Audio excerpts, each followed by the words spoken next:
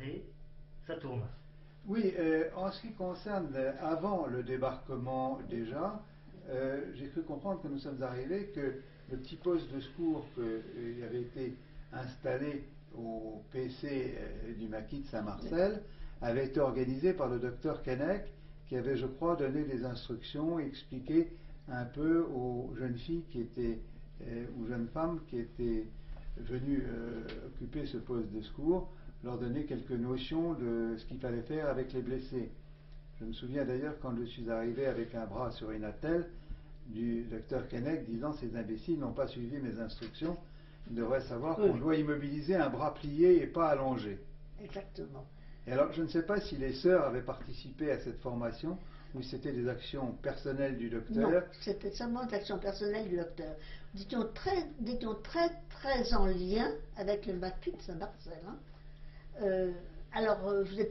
Je ne sais pas quelles sont vos convictions, mais vous avez presque tous des médailles ou des images de Jésus roi d'amour. Tant et si bien que j'ai appris il n'y a pas tellement longtemps que ça, il y a peut-être 5 ou 6 ans, parce que tous les ans, il y a une cérémonie à Saint-Marcel pour le mois de juin, n'est-ce pas? Oui, oui.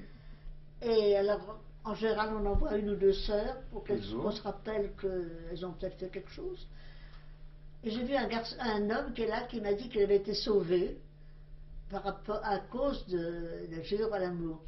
Il était tout jeune et on lui avait donné une mallette fermée à clé pour la porter au capitaine Marienne. Vous y êtes, hein? Il ne savait pas ce qu'il y avait dans la mallette, forcément. Il lui a dit fais attention parce qu'il y a beaucoup d'Allemands dans le coin. Oh, on n'a pas peur. Alors il est parti avec sa bicyclette, évidemment, il a été immédiatement arrêté.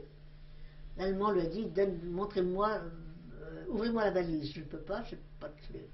Qu'est-ce qu'il y a dedans? J'en sais rien du tout, c'est absolument vrai. Hein. Alors l'Allemand a fait sauter la serrure, la valise, il n'y avait rien dedans que des choses de toilette.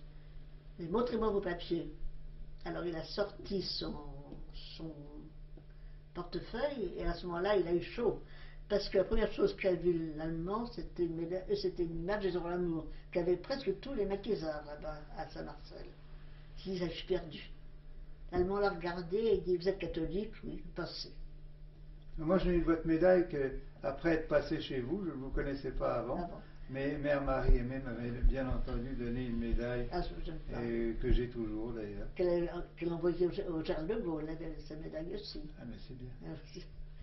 Mais c'est vous dire qu'au point de vue maquis de Saint-Marcel, dit-on, très, très connu, mais dire qu'on ait donné des renseignements thérapeutiques, je ne crois pas. C'est le docteur Keinec qui était... Je ne sais pas comment il n'a pas été arrêté, je sais pas comment, parce qu'il devenait rouge quand il voyait un Allemand. Et il manquait totalement de prudence. Mais il en a soigné quand même par charité. Magnifiquement bien. Parce qu'un Allemand, c'est un blessé. Après le Saint-Marcel, nous avons reçu une dizaine d'Allemands, donc le soir même. Il les a opérés. Le major allemand est resté pour les 2 premières opérations, et après ça, il dit j'ai autre chose à faire. J'ai vu sa conscience professionnelle, et puis il est parti. Tout de suite. C'est magnifique, hein? Parce qu'à Saint-Marcel, nous n'avions qu'un poste de secours très sommaire. Je ne crois pas qu'il était question d'opérer quoi que ce soit. Je ne sais même pas si nous avions vraiment un médecin là-bas ou un... Si, je crois. Vous êtes un étudiant, mais vous n'étiez pas très... Je crois qu'il y avait quelque chose parce que nous avons eu des... Oui, mais c'était assez sommaire. Très sommaire. Mais donc, dès qu'il y avait un problème, les gens se sont retrouvés chez vous tout de suite, pour se faire soigner. Forcément. Hein. Et comme ça, vous ne savez plus exactement combien de maquisards et de parachutistes ont pu passer chez vous après cette affaire, mais sûrement au moins une vingtaine. Oh là, plus que ça. Et quand nous sommes arrivés, donc, suivis de près par les Allemands, la maison était déjà encombrée de gens en situation très irrégulière. Déjà encombrée au 3e, de l'autre côté, non seulement comment s'appelle-t-il, Trouvé et Schweitzer, mais 2 autres. Et les Allemands, quand ils sont montés dans leur chambre, heureusement, Schweitzer, avait été blessé au menton. Alors on lui avait fait un bandage important et des forces de parler parce qu'il est un Alsacien. Alors il avait un accent. À couper au couteau. Exactement. Mais il savait très bien l'allemand, ça nous a rendu grand service. Parce que quand les Allemands sont arrivés dans cette pièce, ils ont demandé d'où venaient tous ces blessés. Et quelques jours avant, après-midi, on fait bien les choses, il y a eu un bombardement à Pleurmel. On a répondu que c'était des blessés qui venaient de Pleurmel. Ils ont défait tous les pansements. Et puis, entre autres, ils ont parlé entre autres. Et quand ils sont partis, Schweitzer a dit, méfiez-vous, ils ont dit qu'ils allaient voir à Pleurmel, parce qu'évidemment, ils ont demandé toutes les cartes d'identité, hein, qui étaient fausses, comme bien entendu, parce qu'on avait tout ce qu'il fallait pour ça. Ils ont dit tout de suite qu'ils allons voir à Pleurmel si vraiment tous ces noms-là sont bien comme blessés Pleurmel. Alors on a envoyé notre concierge en bicyclette avec la liste qui était suivant ce que avait chez nous, de façon à ce qu'ils les mettent dans les blessés Pleurmel. Donc ils ont été sauvés grâce à ça. Pendant ce temps-là, nous en avions deux qui étaient très dangereux pour nous.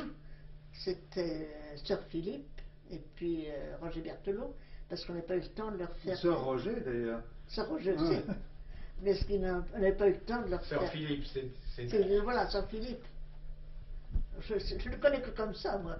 Sœur Philippe et Sœur Roger, parce qu'on n'avait pas eu le temps de leur faire encore leur fausse carte, c'est arrivé le matin. Ils étaient encore moitié endormis. Et on ne pouvait pas dire que nous avions été blessés dans un bombardement 8 jours avant. Puisque le plâtre venait d'être fait, il était encore rouillé. C'est difficile, hein. Non, vous étiez très dangereux, hein. Oui. Et tout de suite, Mary Van Aimée a dit, oh, les troisièmes. Alors, faites-les filer. Alors là, on vous a fait filer. Les Allemands, ils avaient mis évidemment des sentinelles de chaque côté de l'escalier, du grand escalier, pour surveiller qu'on ne puisse pas bouger. Mais il n'avait pas remarqué à ce moment-là qu'il y avait un petit escalier de service, mais qui était tout près, quand on pensait tout près, hein, parce que quand on pense, était tout près de là, et on l'a fait filer, ça m'a traité, ça m'a Eucharistie, sa sœur, ils ont fait filer du troisième au premier, par petit escalier, donc passant devant le palier 2 fois. En plus, il y avait à ce moment-là une galerie vitrée. On vous a demandé de vous baisser parce que dans ça, les Allemands étaient dehors, auraient vu des gens passer. Et du coup, on vous a emmené à la communauté. Mais la galerie existe toujours? Non. Il y a une galerie vitrée qui rejoint la clinique à la communauté, non? C'est plus une galerie, maintenant c'est la maternité. La galerie, je vous montrerai une photo d'autrefois si vous voulez, vous comprendrez mieux ce qu'ils ont fait. C'était de la folie, faire descendre du troisième. Les Allemands, qu'est-ce qu'ils étaient, à 4 mètres de vous? Probablement. Oui, surveillant l'escalier et l'autre dans l'autre escalier par derrière. Hein. Mais combien de sœurs étaient dans le coup? Très peu. Non, disons que par ordre chronologique, nous avons vu, je crois que c'était Sœur Saint-Jean, dans la salle d'opération. Oui. Elle nous avait vus et pour cause, puisqu'elle nous avait soignés. Oui. Après ça, moi j'ai un souvenir, bien entendu, Mère Marie de la Trinité, bien sûr. Mère supérieure, bien sûr. Bien entendu. Et finalement, vous et les autres avez vraiment réalisé? Non. Vous avez participé, mais presque sans le savoir. Oui, vraiment sans le savoir. Moi, une nuit, à ce moment-là, j'étais à service de radiologie. Une nuit, le docteur Keinec m'a demandé de me lever. J'ai fait de radio de pied à un homme. Ne prenez pas son nom, c'est pas la peine. Et quand la radio a été faite, il n'avait rien du reste.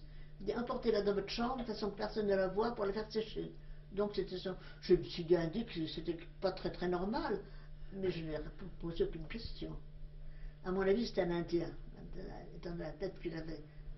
Mais je n'ai rien dit du tout. Hein.